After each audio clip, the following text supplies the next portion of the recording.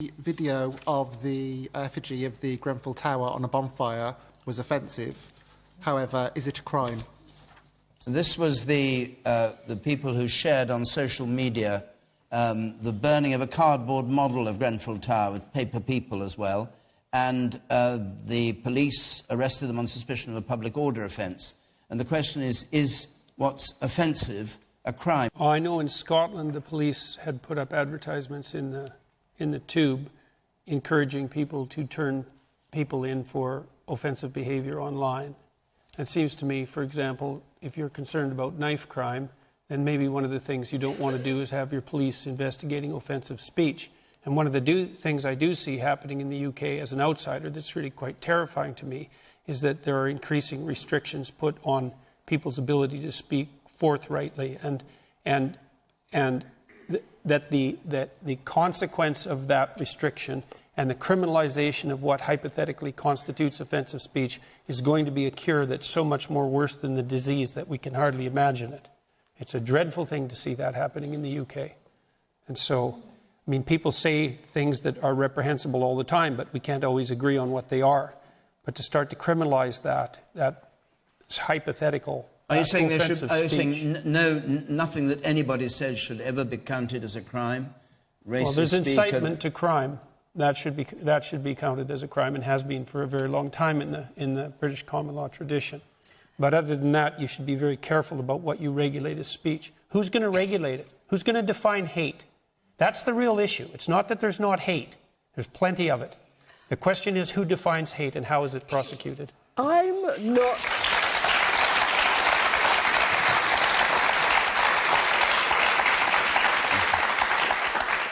not frightened of forthright speech. I'm quite a forthright speaker myself. But when you talk about who's going to define hate, you want to see the letters and emails I see day after day and tell me that's not hate. I didn't wait a second. Now, hang on a second. No, John. Okay. Yes. Okay. There was somebody fined under the Communications Act earlier this year because he posed a video on YouTube of a dog doing a kind of Nazi salute, and he shouted in the background, "Gas the Jews." And he was fined, it was a criminal prosecution. Is that right, in your view? I didn't think that was right, no. I think it was a big mistake. I mean, I followed that case fairly carefully, and you don't have to agree that what he did was comical or right, but to prosecute him criminally was a big mistake, and you're going to pay for it in this country. Today, we have to stop there, I think. Diane, briefly, just on that. I would say that type of video with somebody shouting "kill the Jews" is an incitement to racial hatred, and now that's a crime. Okay. Please. It's about you. It's really important.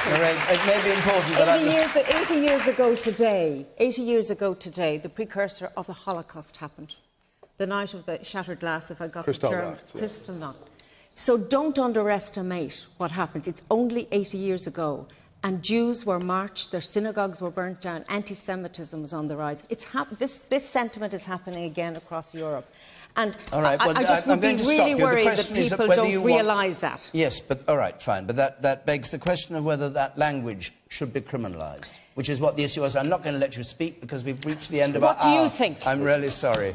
And it's not. Yeah. It's all right, not he says it's just a joke. Anyway, we have to stop there. I'm sorry. This paper, and the Canadian psychologist whose self-help book has sold 2 million copies and whose speaking tour excites controversy wherever he goes, Jordan Peterson.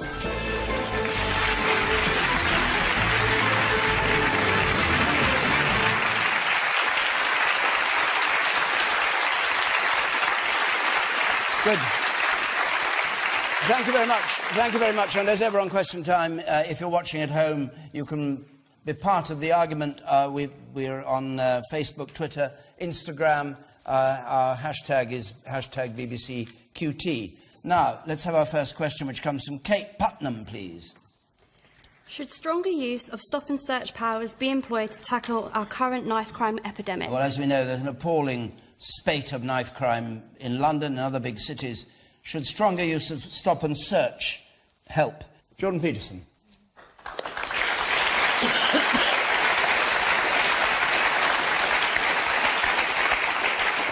Well, if you're approaching this problem from the perspective of the social scientist, what you'd try to do is to track down the multi-factors that are at play.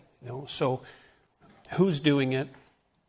That would be age range primarily, and likely gender, because the probability that it's all males is extremely high. Why are they doing it? Why has it accelerated in recent years? What do they gain from it? That's a major element of it. There's something going on there. Is it self-protection? Is it status?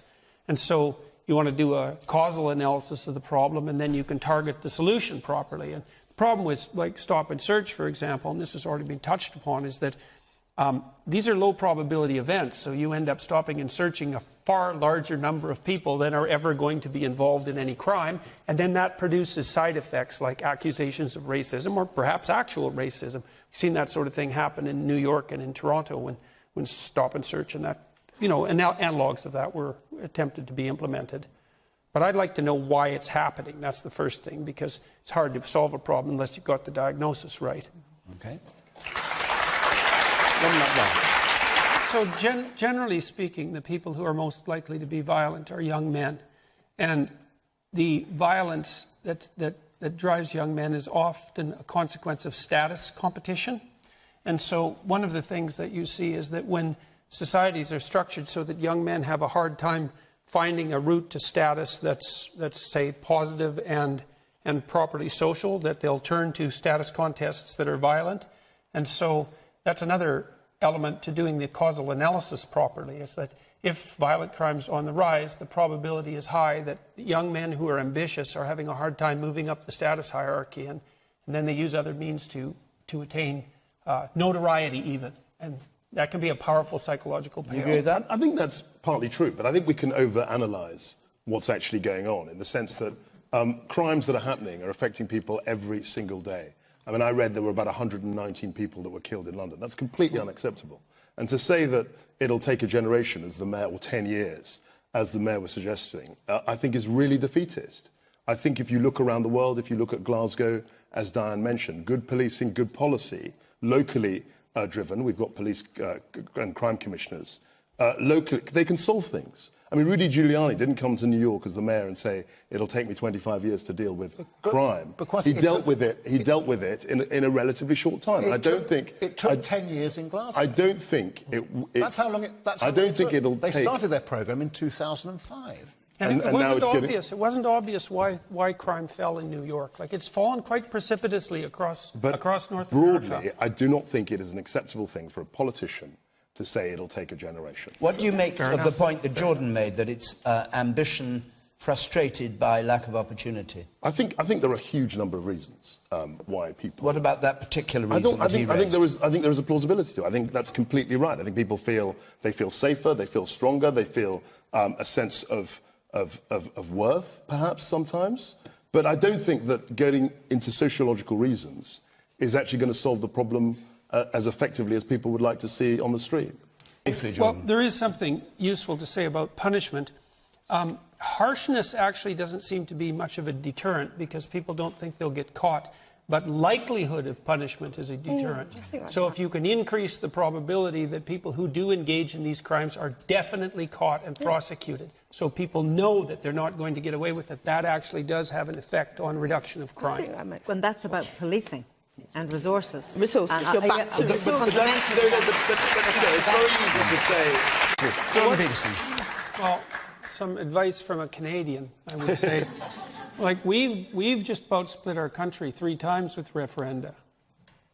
And the one thing I would suggest is that it's not a very good way of governing your country. It's like, you can't tell when the damn thing...